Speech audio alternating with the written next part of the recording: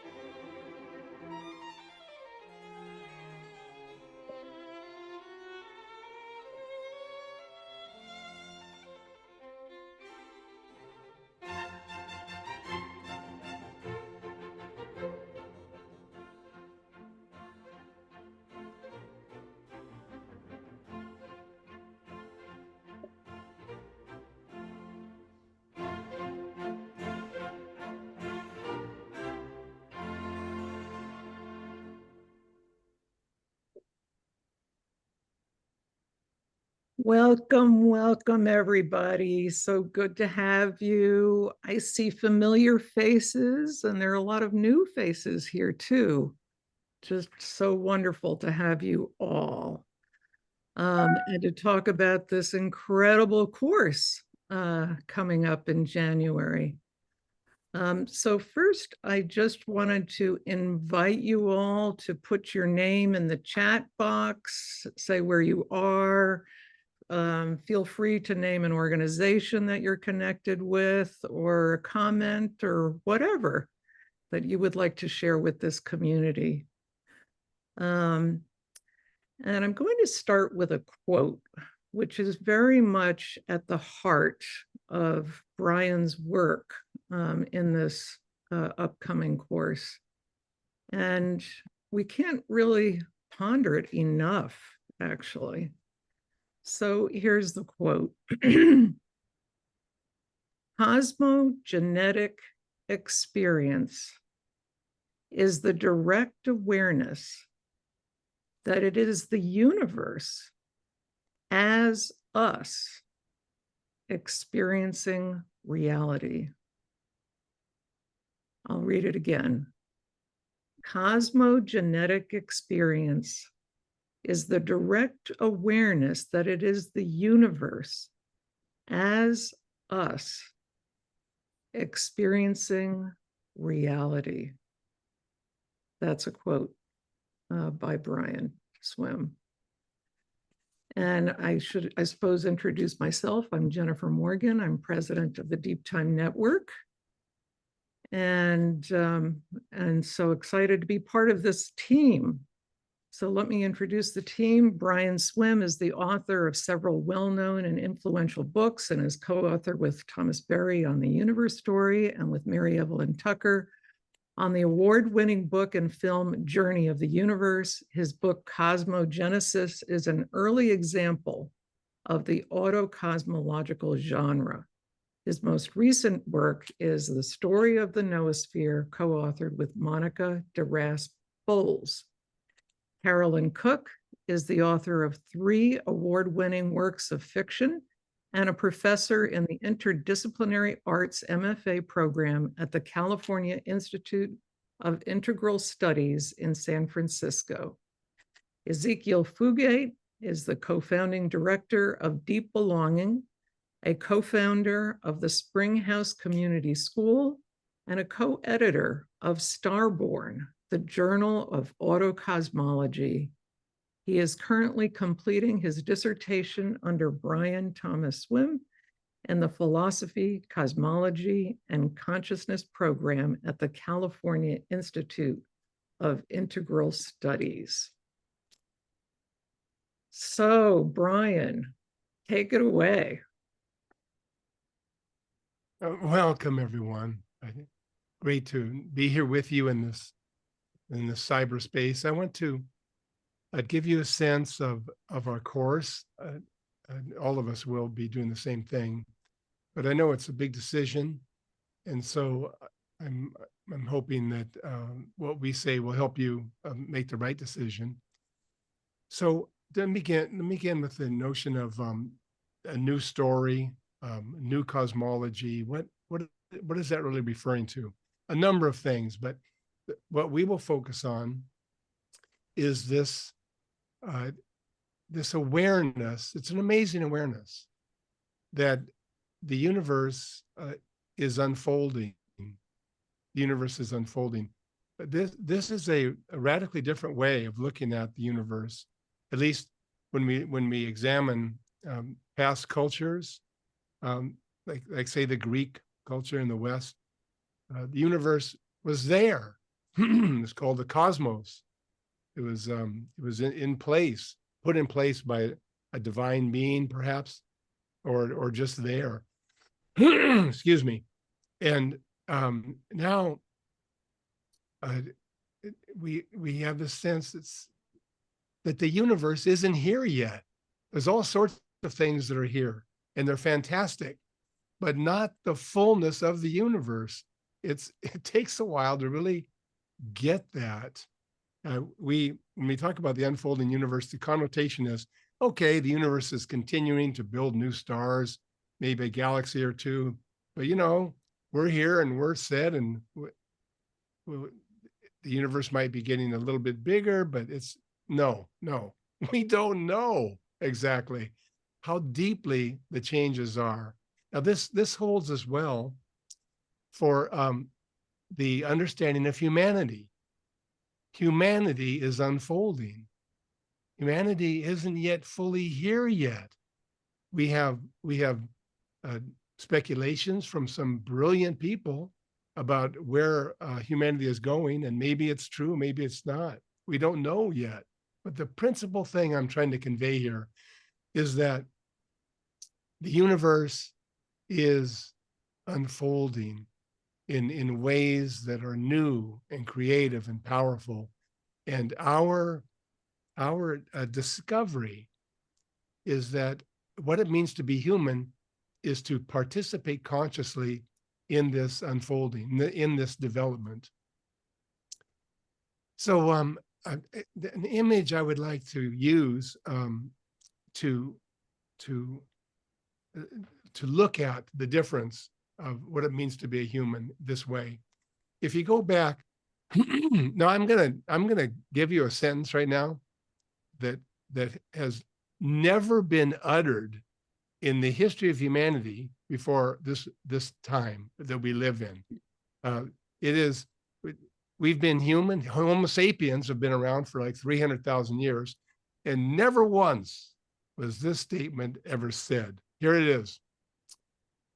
When humans and chimpanzees separated around 6 million years ago, it's not even a full sentence. It's just a phrase. Now, we know that we separated 6 million years ago from the chimpanzees. So at that time, the DNA of the human was 90% identical to the DNA of the chimpanzee. As we go forward 6 million years and look at our situation now, it is still the case that the DNA of the human is 99% identical with the DNA of the chimpanzee. I mean, you get the impact of this realization when you realize that the human's evolution has not been in terms of the anatomy or physiology. It's been in terms of mind or consciousness or spirit.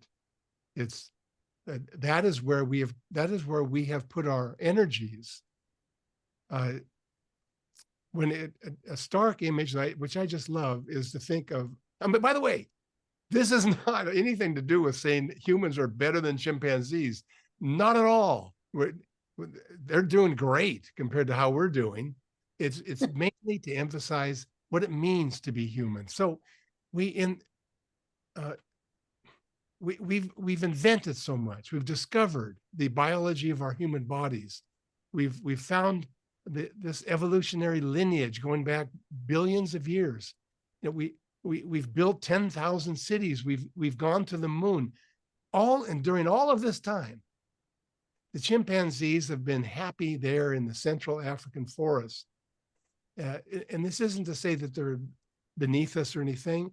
It's simply to emphasize that to be human means to participate in the evolution of our humanity. So that is what our course is about. Exactly that. How can we learn to participate directly in the evolution that's taking place inside of us, all around us? So, some scholars have noted these leaps in being that humanity has gone through. The most notable one is Carl Jaspers, and he realized that 2,500 years ago, humans went through this big change, which he identified as the axial age. And since the time of Jaspers, we've been able to identify other moments where we leapt forward or up or out. But there was a leap in being. And that's so we find ourselves now in the middle of one of these leaps in being. And it's happening regardless of what we do. There are people all around the planet that are participating in this, but our course is a way of amplifying this change that is taking place at the level of consciousness, at the level of spirit, at the level of mind. Our course is a particular way of accelerating this process. And what does the course consist of? It consists of reflecting upon your own journey through life that has led to this place. Here's another remarkable fact. I think most of you will agree with me. Some of you might not. But if you took the people right now, they're in this Zoom conversation, if you took them and they were the dominant form of humanity on the planet, we would be living in a great world. There'd be compassion and creativity. I mean, we have to own that things have happened in our lives, and we have arrived in a form of humanity that is creative and powerful and loving. And so, how did that happen? What took place in our journey to result in this? Our course will help everyone identify the crucial moments of experience, deep experience. And by reflecting on them, we will learn the way in which those experiences really are the universe itself going through this experiential process in the form of you. So I have done my best to identify the particular ways in which the universe makes things happen. I mean, we've been around for 14 billion years. The universe is spectacular. Look at what it's done. And so how has it done this? What are the powers? And we'll be examining 11 of these powers. They're ones that I've accumulated by looking at primarily the scientific investigation of the universe. So in in terms of these powers, what are the moments when we have experienced ourselves manifesting the universe reflecting upon itself? That's the kind of question we'll be looking at. Just to give some historical context here, the person that I first studied who was aware of this was Pierre Teilhard de Chardin, the French Jesuit, and he was the one that saw what was taking place early on, and that we are exploring what this discovery means for us, that we are the place in which the universe reflects upon itself in conscious self-awareness. Now, I wanted to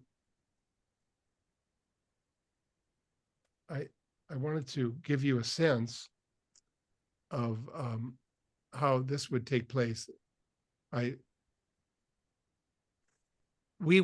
Each of us will identify the crucial moments in our life journey, and then by reflecting upon them through the lens of these powers of the universe, we will begin to see something that is deeply required in our time, namely that even though some of us are American, some of us are French, even though some of us are Democrats and some of us are Republicans, all of us are cosmological beings. All of us are. All of us humans, all of us plants and animals, all of us rocks and minerals, everything in existence has been brought forth over a 14 billion year process. So this is the terrible and awesome vision of moving into a period of convergence, of unification, of unity, and to participate in this directly is the aim of our course.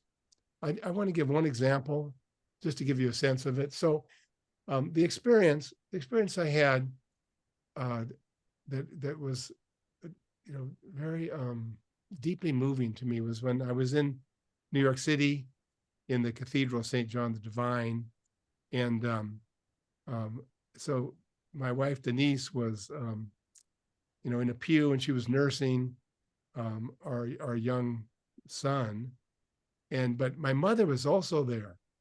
My mother was also there in the pew, and in that moment, I thought, just a couple seconds ago, I was the baby, nursing, and like, whoa, everything in my life, in a certain sense, came out of that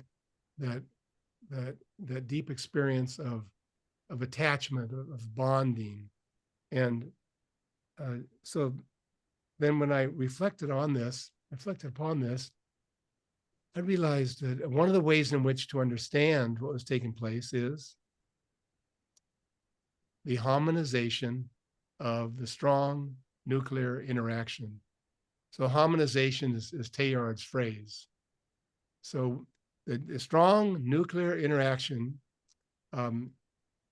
started to operate in the first seconds of the universe, and it enabled protons and neutrons to bond together, or protons and protons, which is even harder because they repel one another. Protons and neutrons bond together. And here's the amazing thing we discovered. That fusion, that powerful bond between the elementary particles is operating moment by moment. Now, before the 20th century, we didn't even know about the existence of the strong nuclear force. No one knew about its existence. And then suddenly we realized, whoa, there's this thing happening. But here's what blows my mind.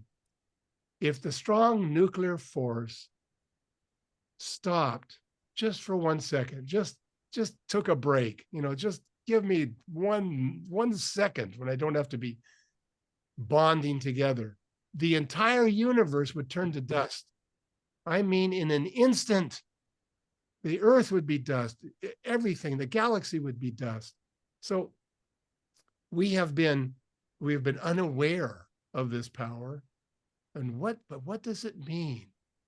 What does it mean that we are realizing that not only do we come from this power, but it is in this moment and in this moment enabling our existence to take place.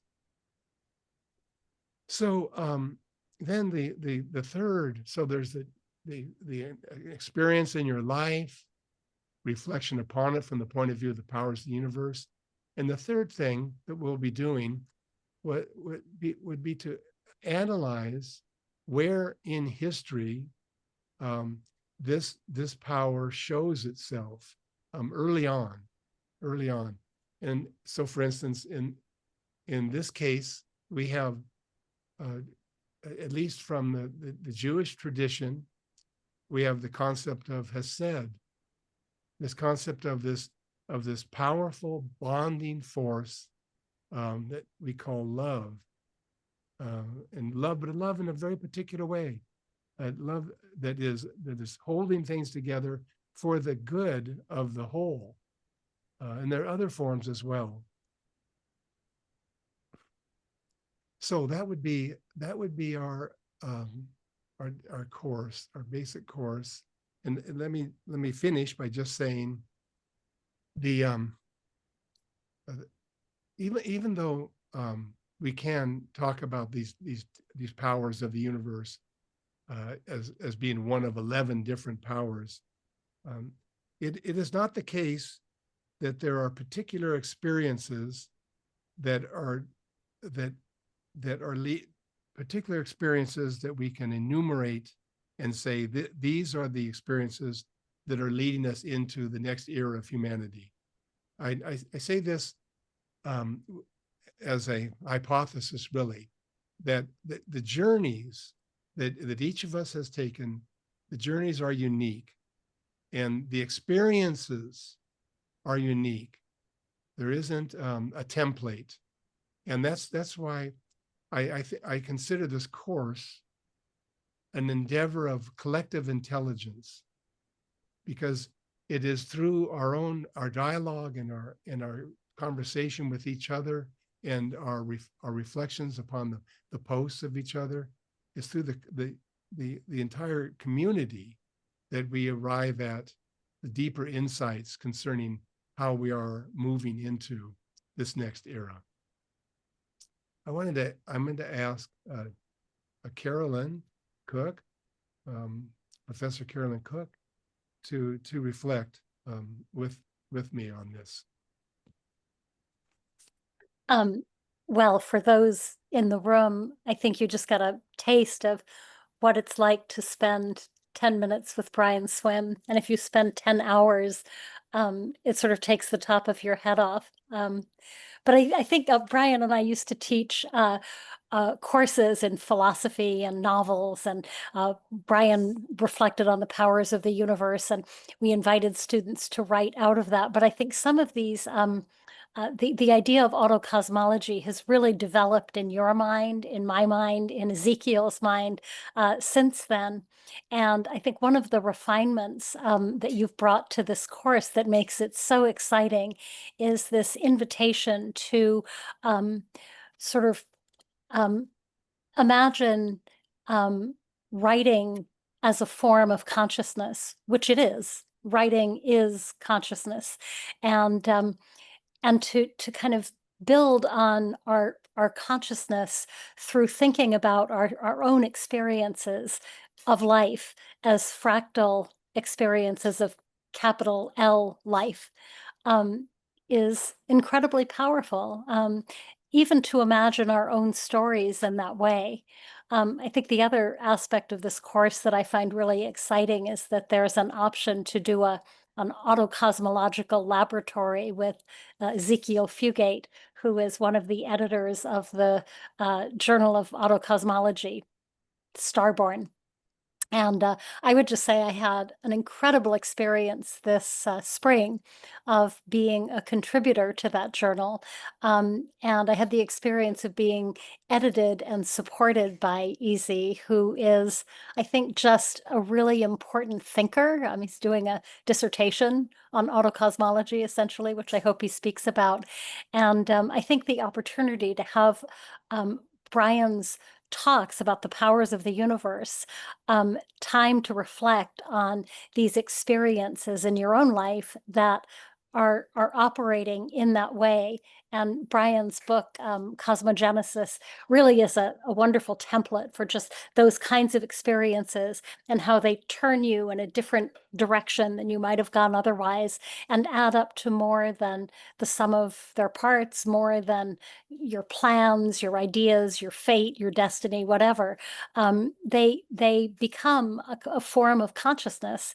And so to think about writing something in that way, is, I think, in my experience as a professor of interdisciplinary art, and sometimes in a philosophy class, it's what almost everyone secretly wants to do. So I would just say, if that's what you're secretly thinking, maybe we could just dispense with the secret part right now, because the opportunity of this class is to really think about the powers of the universe with the person who developed these, these concepts, and also developed this idea that they are alive in us, and that by bringing them forth, we are actually helping the universe to evolve. We are the universe evolving. So who would say no to that? And maybe, Easy, you could speak a little bit about the Autocosmological Laboratory, because it's so alluring sounding, but it may not be as self-evident as we think it is. Yeah, you know what? I think that's a great idea, Carolyn. Easy, why don't we go into you right now talking about the lab, and then we'll open it up for questions after that. Great. Let me see. I'm also running tech on this call, so let's see. Okay. Oops. Sorry, I may have. Okay. Sorry. There you Jeff. go. Yeah, there you go.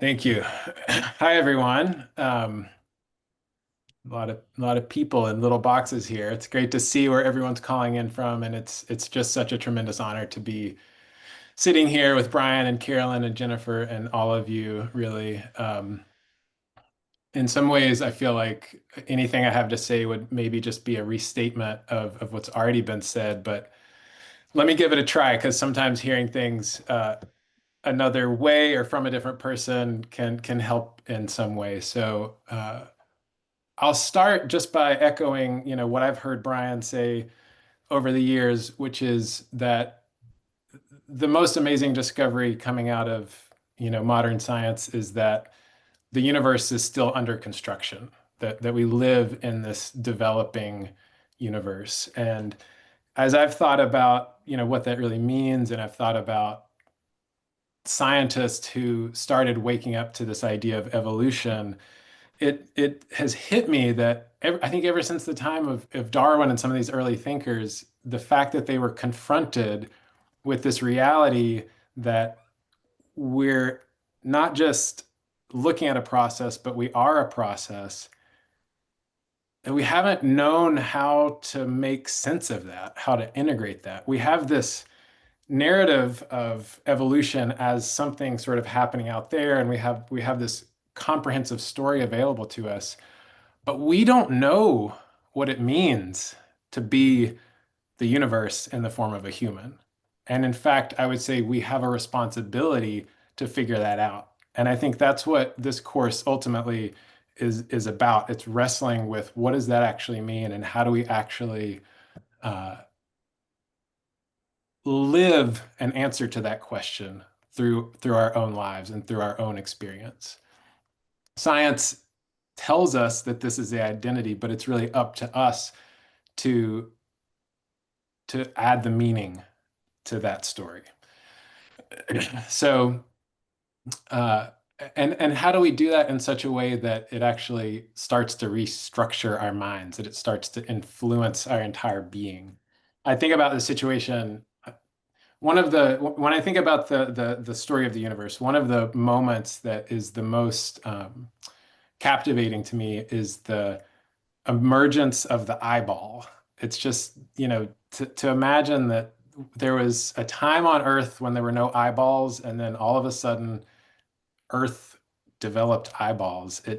I, I don't quite know how to understand it, but when I think about it, I think about the fact that the light from the sun was there and life was here on Earth. And there was this interaction between the two. And the light seemed to be calling forth or drawing forth from life this new capacity. And these organisms, these early organisms who had what scientists call eye spots, these sort of photosensitive clusters of cells, that I imagine that they weren't choosing to develop eyeballs. They didn't really have a choice. It was just being called forth from them. There was a dimension of light that was there, and then there was this new way, radically new way of being in the universe that was brought about. I think we're in a very similar sort of situation now, where we have this story about who and what we are that comes from scientists. And the story, it's been here all along, but it's taken all of humanity and all of science in order to develop the sensitivity to catch the story. And I think of that as sort of like the step of creating these little clusters of cells like the eye spots. And we are the organisms, we are the beings who are now trying to fashion an entirely new organ, to trying to fashion an eyeball in order to open up and to experience this new dimension. And I think that autocosmology as a method, as a practice, is such a perfect and powerful method to go about that process. So what is autocosmology? I know that there are plenty of folks here who are familiar with the term, but maybe some who aren't. So I want to just offer a few quick definitions that Ari Makridakis and I came up with as we were editing the Journal of Autocosmology. So here's one for you. Autocosmology is creative expression that asks, what is it like to be the evolving universe in a specific human form? Okay, there's one. Autocosmology is art that reflects and enacts cosmogenetic experience, a mode of awareness that sees everything, including oneself, in the light of cosmic evolution. And I'll offer you one more here. Autocosmology is the voice the universe finds when it begins to speak within your particular nervous system, with all of its unique memories, longings, and creative impulses. And it's worth noting that there is no definitive definition of what it is, that actually we might all have our own individual definition. I've had a real interest in autocosmology ever since taking one of the classes that Carolyn mentioned with her and Brian. It was called Love, Death, and Annihilation. And it was a totally transformative experience for me. And the reason why it was transformative is because it was the first time when it really clicked for me that evolutionary cosmology is not just an intellectual, conceptual understanding. When I started engaging in the process of reflecting on my life with this broadened context of evolutionary cosmology, it's like something shifted in me, and the understanding that had just been conceptual and intellectual, it became embodied. I felt it in my bones. And that transition, that metabolism, that integration has, for me, changed everything. How I show up as a father, how I show up as a partner, how I show up as a friend and a mentor and a scholar, how I show up in my spiritual practice even. And it was really the two things that led to that. One is a comprehensive understanding of the universe story as a foundation. And the other was this process, as Brian has described, of reflecting on the events of my life and seeing in them more than just my individual isolated narrative, seeing the ways in which the universe was finding expression through me and in me and as me. Brian has this great line from Cosmogenesis that's, I feel like it's sort of seared onto my soul at this point. He says, I had learned to do a cosmological analysis on my memories, and it had led to this moment in real time where I experienced part of an event from the perspective of the universe. That was the aim, learning how to live moment by moment in a time developmental universe, a universe in the process of becoming. So why that stands out to me is that it sort of gets at the point of this, that the point is not so much to create a work of art that people revere, it's actually to engage consciously in your own transformation. And it's to me, it's a reminder that even in this moment right now, sitting on this call, I'm here in Virginia, that in this moment right now, we are situated right on the crest of the wave of cosmic evolution. That what we're doing right now is somehow helping the universe find further expression. So that's really, I mean, the Autocosmology Lab, this whole course is really about understanding that and deepening that. And the lab itself is really a more focused and more intimate space of exploration, where hopefully we'll be able to discover together what it means to live moment by moment in a time developmental universe and what it means to do a cosmological analysis on our memories. And to add one more piece to this, for my own sort of why, what's the point of this? And I would say it's really to grapple with the question of how do we participate more fully in our own unfolding in service to the flourishing of Earth, in service to social, racial, and interspecies justice, so that when we act, that we know in our bones that we're acting on behalf of all life, that we're acting on behalf of all of our ancestors, and that we're acting on behalf of all of future generations. So to just speak a little bit practically and logistically about the lab component, it's going to be on Thursdays. So the main course with Brian's on Tuesdays. The lab is going to be on Thursdays, same time, 7 to 8:30 p.m. Eastern time. And in the lab, we're going to really kind of focus on three pieces. One is community building. Two is working on your autocosmological project. So maybe that's a piece of writing, maybe it's visual art, maybe it's something else, a piece of theater or a performance piece. So there will be opportunity to actually work on the piece, work on the project in the lab, and also to workshop it. So to work on it and to workshop it. And then the final third piece is really going to be this process of experimentation, where we'll, as a group, really try to understand and co-create some experiments to see how do we do this? How do we do this effectively? How do we actually find something that works for us? And that's maybe the piece that I'm most excited about. To give one quick example, Brian kind of nudged me before the call to share this. So just as one example, we know science tells us, right? The Penzias and Wilson, discovered the cosmic microwave background radiation. They had the ability to document it, but it's not like they documented it and then that was it in that moment. What their measurements caught it. That actually right now in this moment, the cosmic microwave background radiation is here. It's here with us. We're being bathed in this moment by the light from the beginning of the universe.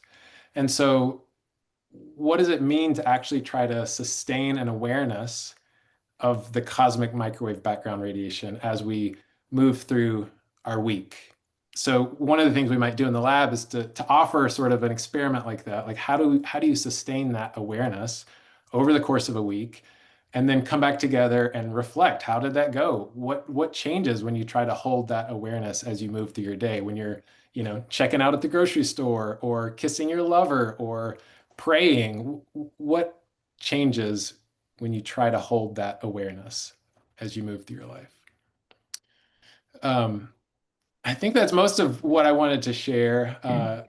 Maybe just one final piece is that we're planning another issue of the Journal of Autocosmology for next year. And so we really are excited about having folks contribute things that they're working on to that. And hopefully this can be an opportunity to polish pieces and to generate some new ideas. So.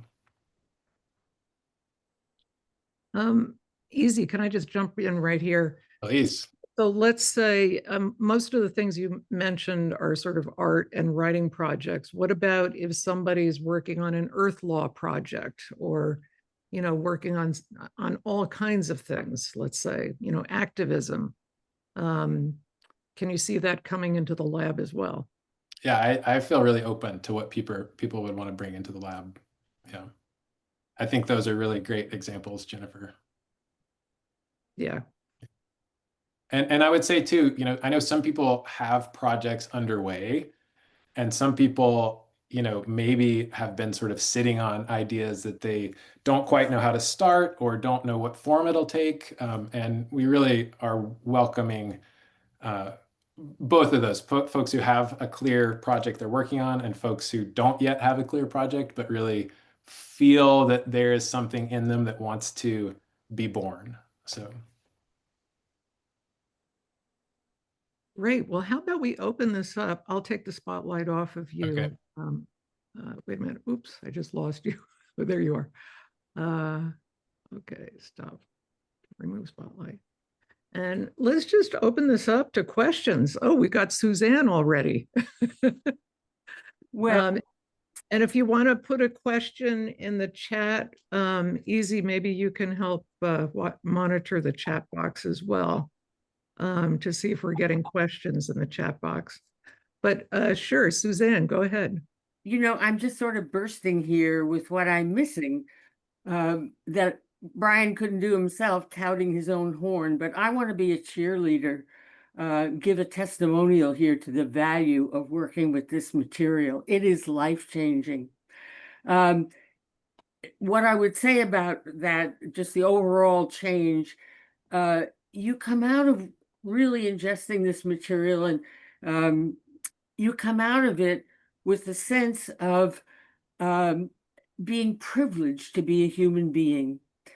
And of course, you are here to serve the earth and serve evolution, and to be good. And having that kind of attitude has been life-saving to me during this period, which is so oppressive. But I always have this sense that I'm here, I'm privileged to be here. I got this all from this material, that I'm privileged to be here. And it's just energizing and life-giving to feel that you're here to give, because there's so much to give now. And, you know, one of the things I try to give is this material, actually. But I just wanted to, for everybody, you know, you hear, oh, it's going to be about this, and we'll do this and do that. But I just want to give testimonial to how incredibly valuable ingesting this material is. Thank you. Thank you so much, Suzanne. Mhm. Yeah. Thank you. Yeah, that's great. Brian, did you want to say something? Just thank you. Yeah. Yeah, so good. Mary Riley.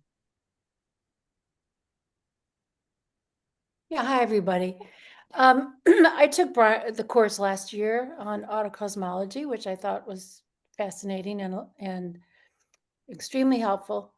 But But I came away from that, and I still right now contemplating taking this next course, have the same question, which is that I don't know how we contemplate these things without contemplating an AI future. And I just wonder whether we will be able to discuss that, because there are people who are saying that our job in the evolution of the universe right now is to make way for the age of AI. So what does that say about the continuing role for humans? And how do we either live side by side with AI or get out of the way for AI to flourish? This has been a question I've been thinking about for a long time, particularly after I took the course. And I'm just curious about if and how that might be incorporated. Well, let me just yes, I mean, it's a huge change technologically. Um, I think there's so many different perspectives. So I would say that this our gathering will provide for some people who will explore it. Our gathering will provide a cosmological perspective on AI. It's one of the ways in which we have to reflect together. I don't think we have the knowledge right now that we require, but the only way to get there is through dialogue. So that's obviously a very, very important topic that will be threaded through the work of I know a number of you. Yeah, absolutely. Thank you, Brian. Can I just add one quick piece Yeah. to that? I think it's a really profound question, and I think, I don't know that we have time to totally unpack it in this moment. What I would say, we thought a lot about this as we were creating the Journal of Autocosmology, and what does it mean, to create writing in particular as these tools are coming online. And for me, it's where experience really becomes central, because experience, the ability to have experience and to participate in one's own experience is something that, at least for now, seems to not be within the realm of what AI is doing or is capable of.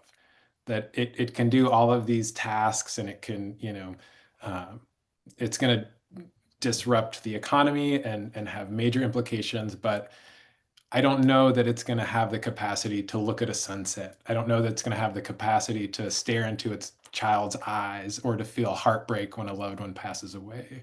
And so I think that if,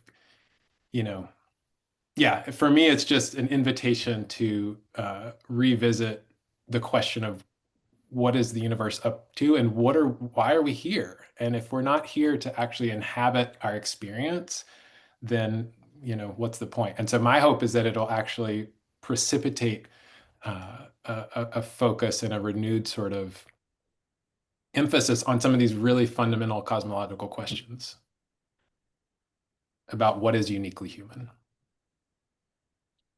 Thank you, Easy. And, I just think it's so important to do these things in community, rather than trying to figure it out all by yourself.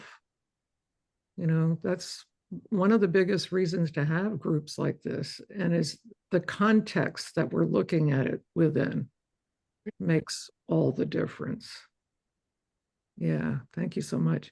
Hey, Sophia, before I get to you, Sophia, I just want to, there's this question in the chat from Carol Lennox. I'm trying to understand the idea of writing your autocosmology or art or song or dance versus bringing a project like Earth Law or activism into the lab. Those seem to be very different things to me, an autocosmology versus a project. Can you help me understand? I think that's for you, Easy. Yeah, I think that's a great question. And actually, I would in some ways answer it in a similar sort of way, in saying that I think really the main focus is experience, and the autocosmology, the projects that we're talking about are a manifestation or an expression of that. So what does it mean to be who was it that asked the question?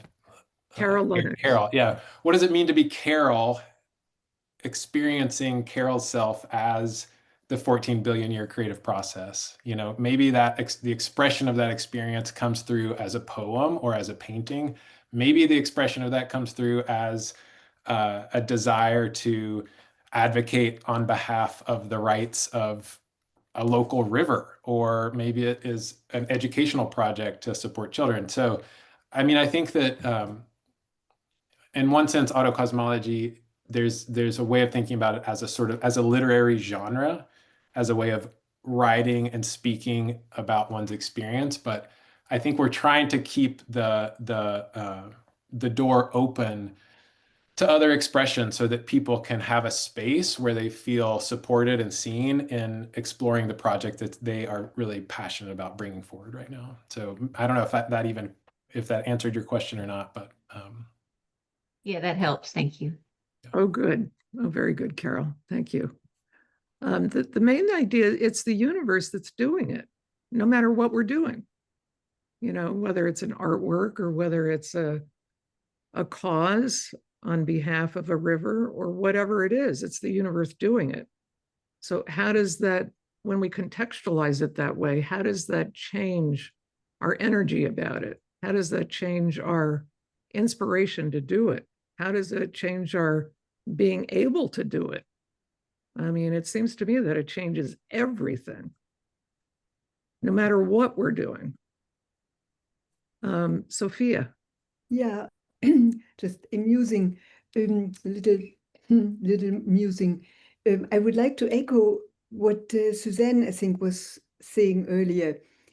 I've been steeped in Brian's work for many years, and one of the things that I find so wonderful is that his way of looking and his way of sharing what he sees, the eye, that's right, is this wonderful invitation to experience, to recognize our own capacity for experiencing, our capacity to experience is a wonderful gift of the universe, you know, so, for instance, the first time, I will never forget, the first time I heard him speak about that for eons, the earth couldn't see itself. There was no eye. It could not see itself. I so often think about that. The earth could not see itself. And then the earth brought forth the eye. And ever since I have just kind of immersed myself in this recognition, I feel such gratitude that now I, as a person, can participate in this wonderful gift of the earth to see itself. And as we see each other, it's another way of unfolding the universe seeing itself. And so those are moments of aliveness, of just a form of aliveness that, for me, Brian's work has stimulated in me. And that, yes, that unfold the experience of life in wonderful ways and always in surprising ways too. So, yeah. Beautiful, Sophia. Let me just say that you know, it is remarkable that the earth didn't see itself and then the eyes came along. But and then the next step is that the beauty of the earth is not fully seen by humanity. There are some gifted individuals, nature writers, poets, ecologists that see some of this, and that's the amazing thing, is that the eyeball is evolving.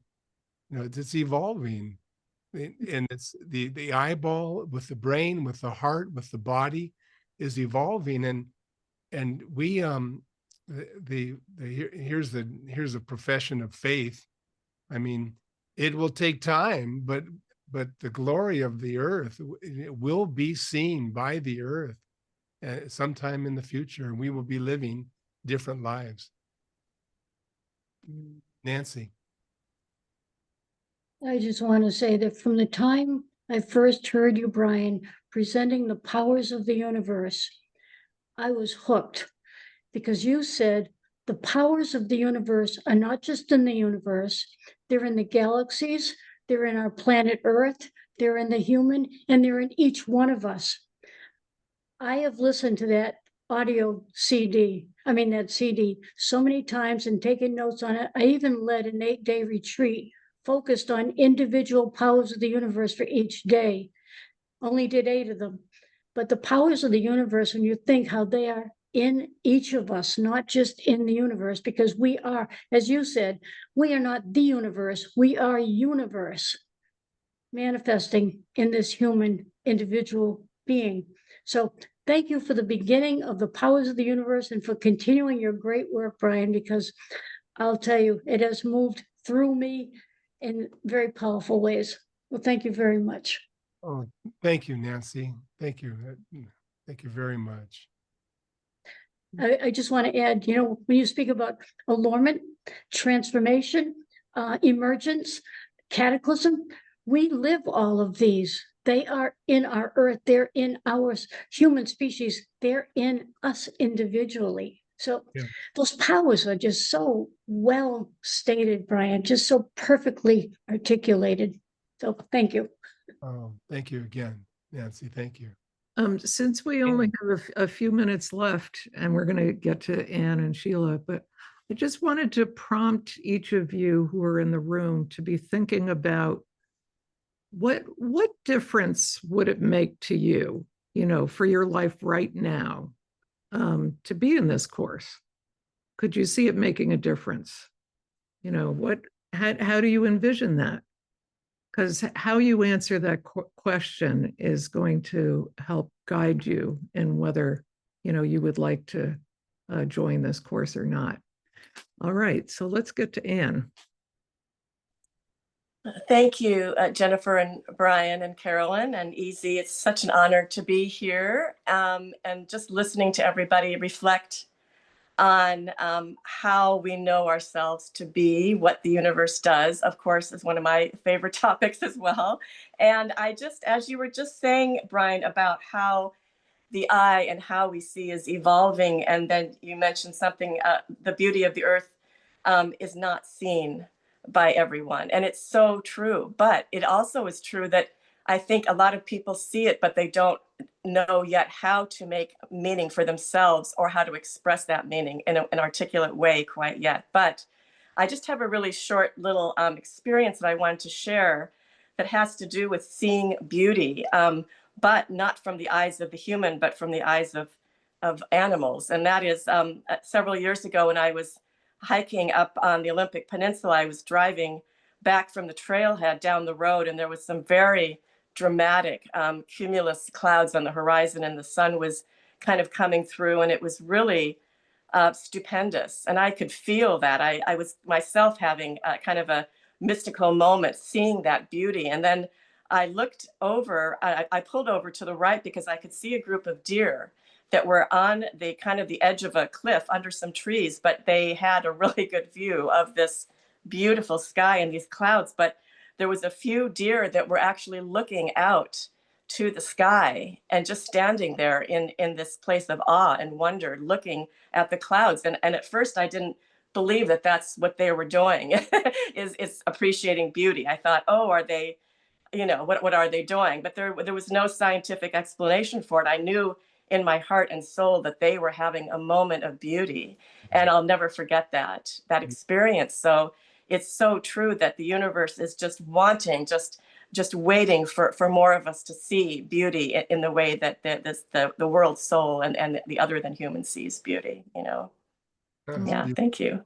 Beautiful. Thank you. That's great. That's Wow. great. Well, we only have 2 minutes left, and people are asking actually about how to register. I just put the link to the course description, and everybody who is here is going to get a follow-up email with the link to the course description where you can register. And just so you know, you can register for the course on Tuesdays. And then the add-on is the Autocosmology Lab with Easy on Thursdays. So everybody who's involved here will take the course with Brian because we want that to be the foundation of the whole program. But it's optional if you want to do the lab piece of it. But the lab is going to be amazing with Easy, where you can really take these ideas and, have a very intimate community to help put them into action. So let's see, we have 1 minute. Brian, I'm just wondering, Brian, if you want to say anything else. I hate to cut you off, Sheila, but I just want to see if Brian has anything, or Easy or Carolyn have any last thing to say here. I'm just dying to hear what Sheila is going to say. Okay. Thanks, Brian. I don't know if you're ready to unveil it yet, but I'm going to have to add the 11th power to this chart that I have here. Are you ready to disclose what that 11th power is? Do you have a new idea for new power? I thought you had one in your pocket already. Well, I do. Not ready to disclose it yet. Well, I just briefly, that the 11th power, I sometimes call it the 0 power. It is seamlessness. And it's not exactly, it's at a different level than the powers. It's the source of all the powers. Okay, thank you. That's helpful. Very nice. Thank you. Welcome. We did it, Jennifer. See, we did it. Great. Well, don't hesitate to get in touch, if you have questions. And it's going to be great. I hope you all join the course. It's going to be amazing. So have a great night, everybody, or a great day wherever you are. Thank you, thank you, thank you. Yeah, we'll see you soon. Thank you. Yeah, thanks, everybody. Thank you very much. Thank you, thank you. Very welcome. Oh, Tony, there's Tony. Tony. Yes, thank you very